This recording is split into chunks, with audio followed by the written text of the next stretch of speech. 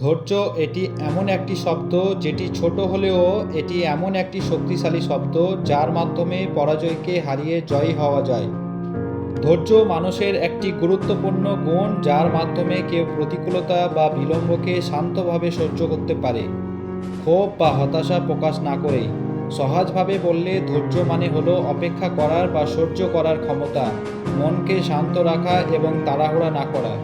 ধৈর্যবান মানুষ কঠিন সময়েও হতাশ না হয়ে ধীরতা ও সাহসিকতার সঙ্গে পরিস্থিতিকে মোকাবিলা করে।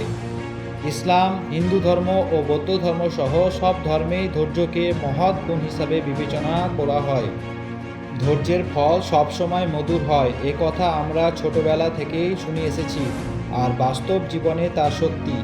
ধৈর্য ধারণ করে আমরা যা ফল পাই সেগুলি প্রথমে সফলতা অর্জন করতে পারি।